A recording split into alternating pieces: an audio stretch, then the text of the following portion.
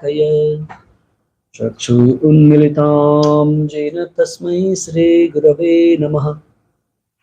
श्रीचैतन्यमनोभीष्टान् स्थापितान् येन भूतले स्वयं रूप कदा मह्यं ददाति स्वपदान्तिकम्। नमो विष्णुपादाय कृष्णप्रेष्ठाय भूतले श्रीमते भक्तिवेदान्त स्वामी निति नामिने।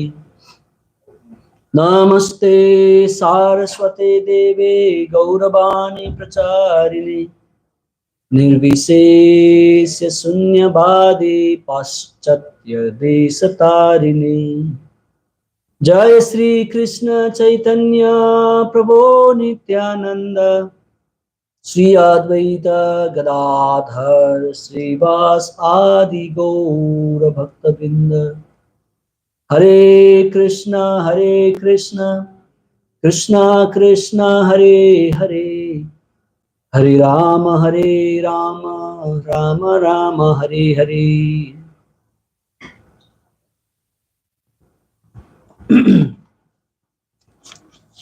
So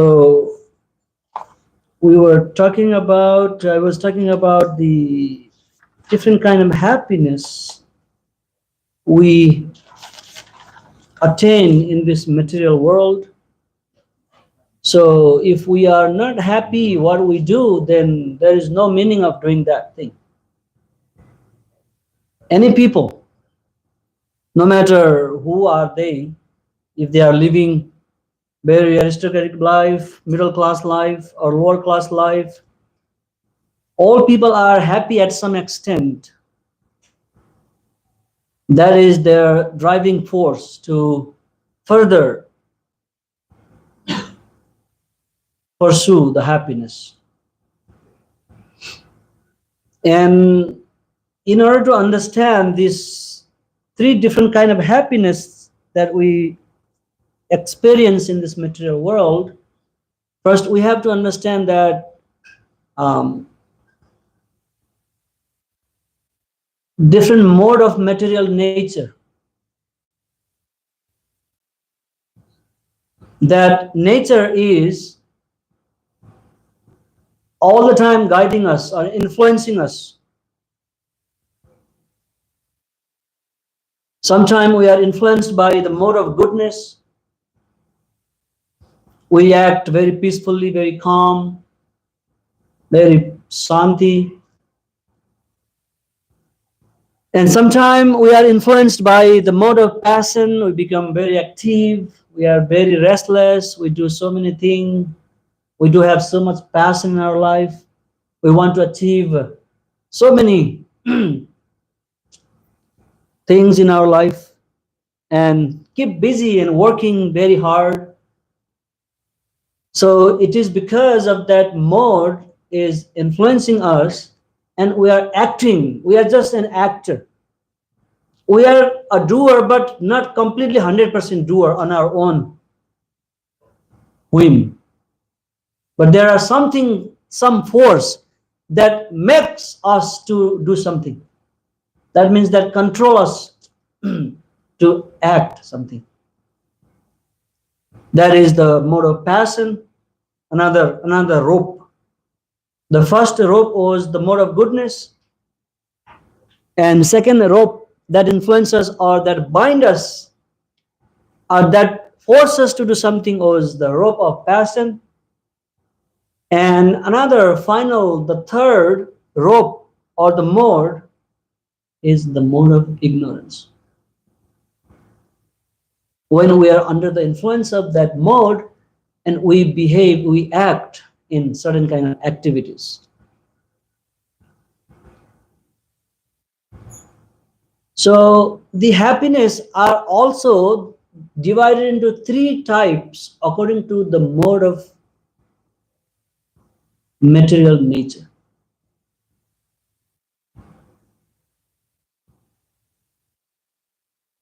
The happiness in the mode of goodness, happiness in the mode of passion, and happiness in the mode of ignorance.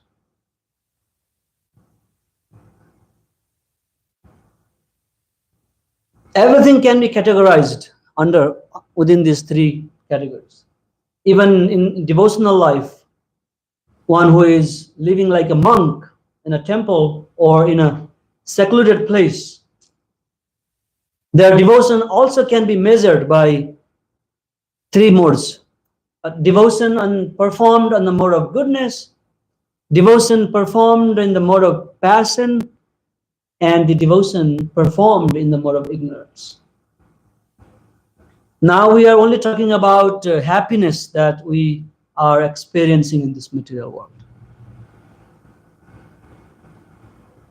And after talking about all this different kind of happiness, Krishna is instructing Arjuna, ultimately you need to be out of these three modes of material nature in order to experience the transcendental happiness, which is beyond the jurisdiction of this mode of material nature. So, but in order to come to that platform, we should first understand what are those happiness that we are living with in this material world every day in our day-to-day life.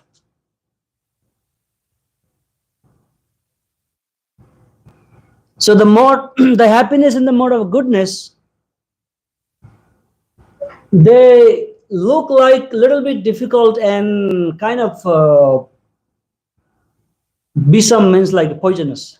Not really poisonous, but it's hard to follow. Because there are so many rules and regulation, right? Discipline, following the instructions, accepting someone as your guidance, your guru, and working in a regulatory manner. Controlling your senses unnecessarily, wake up early in the morning, study the scriptures, come to the association of a good people like here in the temple. This kind of activities seems a little bit hard in the beginning. Nobody like to do all kind of austerities, especially in this age.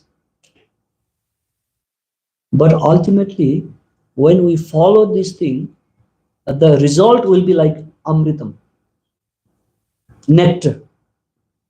That nectar will never cease, never end. It continue. So we have to pay a little bit of good price for this kind of happiness. Just like if I want to enjoy a Tesla, I need to invest a little bit more money. Or if I am satisfied with Honda or anything, maybe little money is okay. So the price we pay for the happiness that derives from the mode of goodness is, the only price is to follow some rules and regulations, discipline. And what does it do? When we follow this path,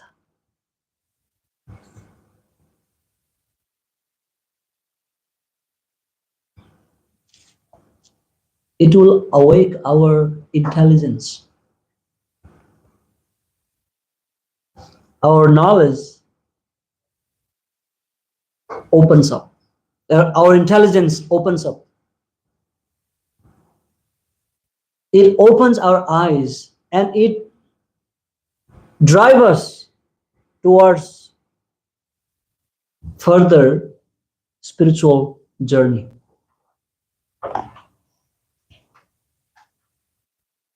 Especially those people who go to heavenly planet and enjoy long life, they are exercising the happiness in the mode of goodness in this earthly planet. They rise up, they go up, upper planetary system after giving up this physical body. Because they involve in so many different kind of charity work. They always do something good for the people. They are disciplined. They do not harm anybody else unnecessarily or for any reason. They always are kind, and we see those people, right, in this world. So because that happiness is amritam, is like a nectar at the end, and it helps us opening our eyes, and it pushes us up, and also makes us thinking about, oh, I thought I was just wandering in this material world for many years, but I think I am the spirit soul. I'm the part and parcel of Krishna. Maybe I do have a higher purpose in my life. They start thinking about coming to God, studying the scriptures, and finally they can, urdhva, just go up. Your intelligence is not destroyed, not covered, not in. You are not in delusion, in illusion, because it opens up the intelligence. It opens up the mind, and it helps us to enter into these spiritual activities. The activity we perform in the mode of passion,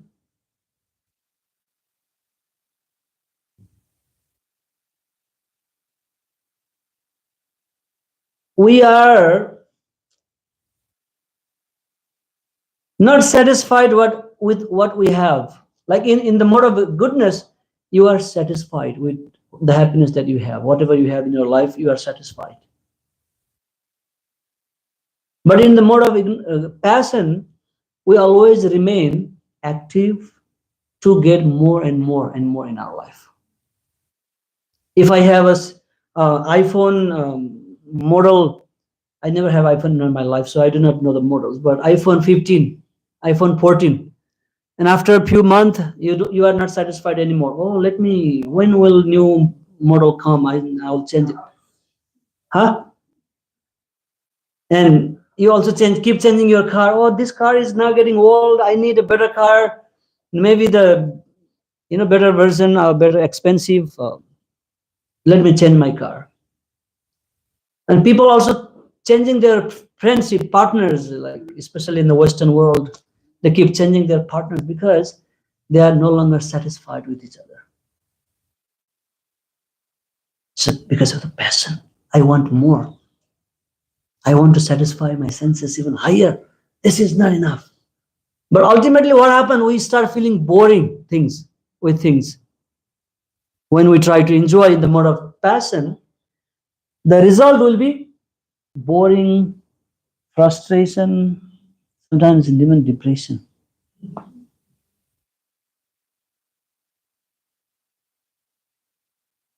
Because the fuel, we cannot extinguish the fire with petrol. There's a fire, and there's a huge, like a big truck, a petroleum truck carrier coming, and then with the big hose try to extinguish the fire. Fire become even bigger and bigger. So we are trying to satisfy our senses, the urges of the senses, with supplying unlimited demands, and simply increases the demands, and ultimately it throws us to the frustration and depression and boring. Just like movies, when you go to watch one movie, I don't think you go for second time if it is really great. Some people sometimes say, oh, I watched this movie for 10 times, 20 times, but no, I'm okay, I need another one. We keep changing our things, like we do one job here today, 5 years, and we keep changing job. Oh yeah, it's not, no longer fits for me. I want to try something else. This lady is no longer my friend. She doesn't understand me, so let me find another lady. We're breaking our heart, and we just simply remain. This practically happening in our life. It's not like some stories, because Bhagavad Gita is a practical knowledge. It's nothing. Once upon a time, somebody's Lord spoke like that. No, it's practical, and it is applicable 5,000 years ago, in the time of sun god, now in future. That is why this is called Sanatana. It will never expire. The meaning of Sanatana is always applicable, no matter when you are living. But everything else in this world keeps changing. Even Bible, people are changing Bible. They write New Testament, Old Testament, this and that. Witness of Jehovah, all kind of different ideas. But Bhagavad Gita always the same.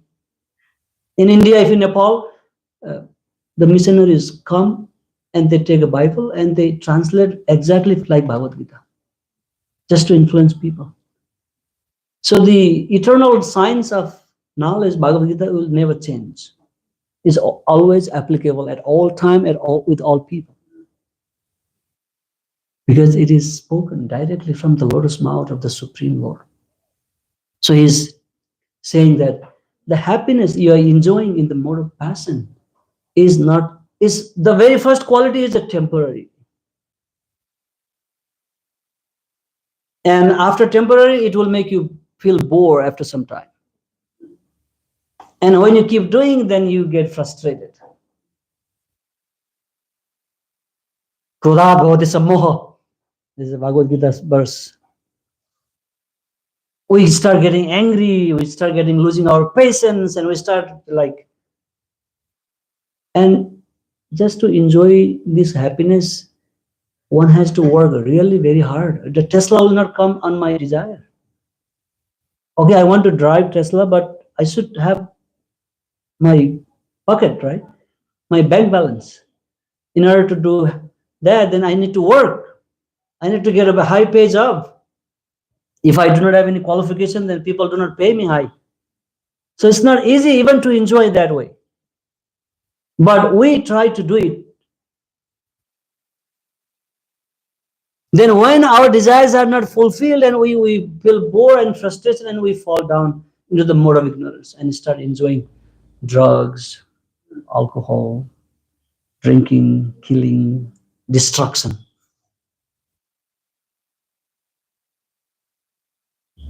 Don't you see people enjoying killing people in this world? When they kill large number of people, they enjoy happiness, celebration. They celebrate. Why? Because that is the activities of the mode of ignorance. People sleep so much.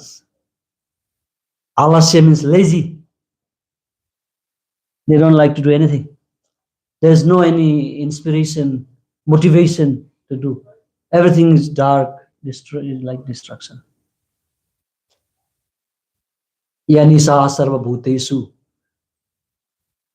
tasyam jagarti samyami. As Krishna says in Bhagavad Gita. Yanisa sarva bhutesu. The Nisa means night. For the whole, all the living being, the night for all living being is the time to awake for the self-controlled yogis. Tasyam jagarti samyami.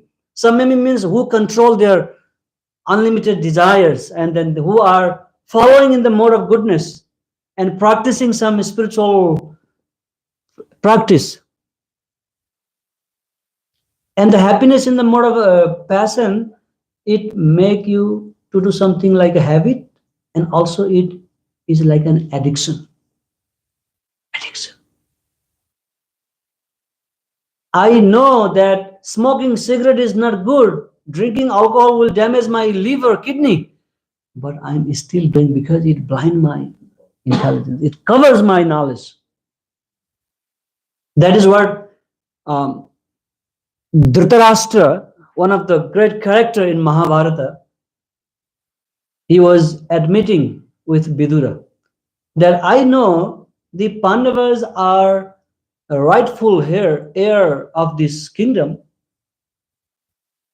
I know what is religion, what is irreligion, but I cannot give it up. When my son come and say, Baba, Papa, then my knowledge, my intelligence is covered, and I listen whatever he says.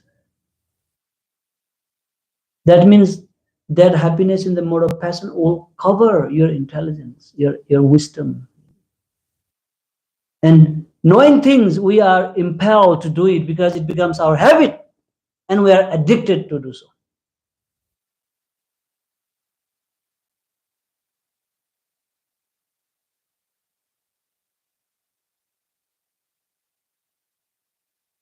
And in the mode of passion, I mean, ignorance, everything is like blind, destruction. Everything is ignorance, completely blind, no hope.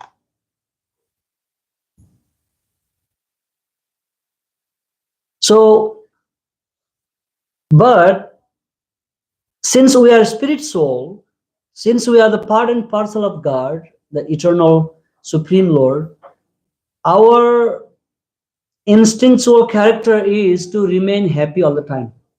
Anandamaya abhyasat. We are always trying to be happy. That is why even in the mode of ignorance, people feel, oh yes, very nice, I'm happy, I'm satisfied. If you go and preach about Bhagavad Gita, hey, come to the temple, give up this habit, they will not listen to you because they are still satisfied in that. But we can see the result of their happiness. When you climb a mountain, then you can see things clear down below. But if you are very low, you do not know what's going on in the top of the mountain. So when our intelligence is wide open and we are trying to find something higher, then we can see the suffering in the lower stage of life. So tamasa adogachanti tamasa, this mode of ignorance will drag down into the lower spaces of life after giving up this body. The happiness in the mode of passion keeps us in this world, and again take another birth and do the same thing. And people in the mode of goodness will rise us up and take us to the upper planetary system, where we can live long life, more happiness. But now Krishna is saying to Arjuna, through Arjuna he is saying to us, now you need to come out from all these three mode of material natures.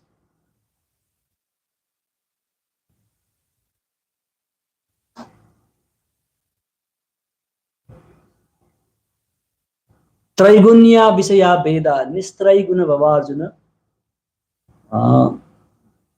Nirdwando Nitya Sattwastho, Niryoga Kshema Atmavan. Is that the complete verse? Yes. So in order to experience spiritual happiness, bliss,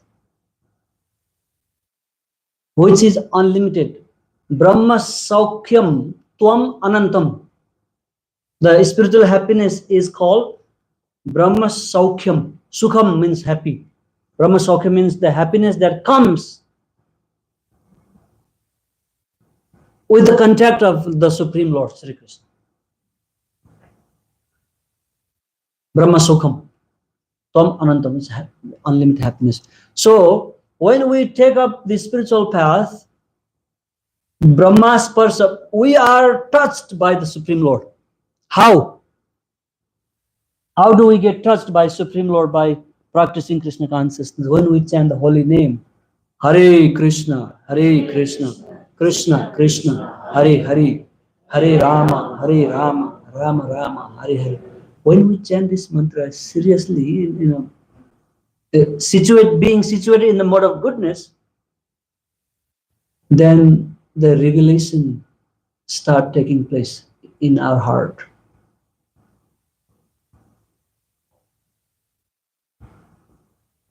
That is called self-realization.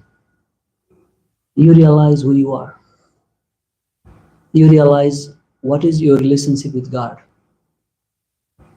And you start feeling, oh my God, you start lamenting how many years, how many lifetimes I spent simply wandering around just to taste some very insignificant happiness. And I am missing my supreme friend for a long time. And we start crying. The tears start rolling down from our eyes. Then that is when we start feeling that spiritual happiness, bliss. Up beyond and above these three modes of material nature. You are transcending all this external cause of sufferings. And this can be practically experienced. Whatever I experience, I can never share with you. You can never understand what I experience, or I can never experience what you experience unless I go through that. We need to be one to understand one. Right?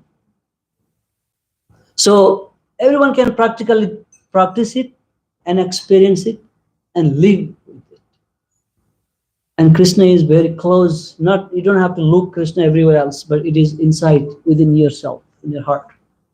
He is very far in the spiritual world, but he is very close, even more closer than your intimate family friend, right within your heart. So he is awaiting that moment when we turn back to him. And I'm sorry, Krishna, I left you for so long. Now I'm back to you. Then all kind of frustration, depression, boring, this will go away. And your soul becomes satisfied. Satisfaction and happiness, two different things. People can be happy, but they are not satisfied. As long as we remain under these three modes and try to enjoy, then we may be happy. Even a drunkard is very happy, but he is not satisfied. Tomorrow he again going for another drink. So the tusti, that the nourishing of the soul, comes by practicing devotional service. And it is not only meant for Hare Krishnas, this is meant for all living beings, because we all are part and parcel of God. We cannot say, oh, I am Christian, I am Hindu, so I do not follow you. We cannot claim that my soul is a Hindu soul, my soul is a Christian soul, or any other soul. His soul is soul, just like the sun. Sun is setting now, is rising in India. Indian people cannot say, this is our sun, it's not American sun. Hare Krishna. Anyone has any question? We are already out of time. What chapter or verse are you? I am quoting from chapter 18, perfection of renunciation, conclusion.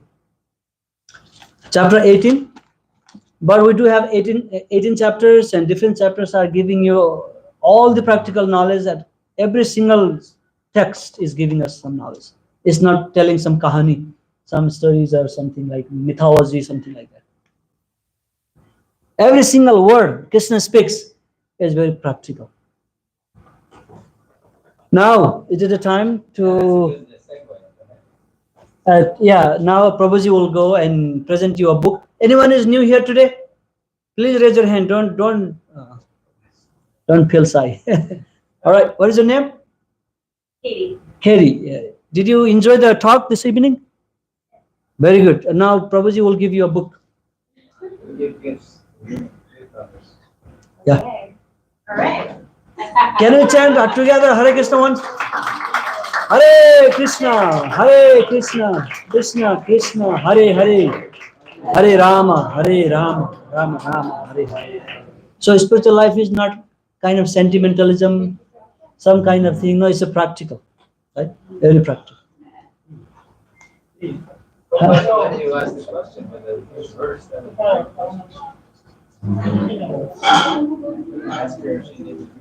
Oh, you need Gita? You have Gita, right? You do have Gita.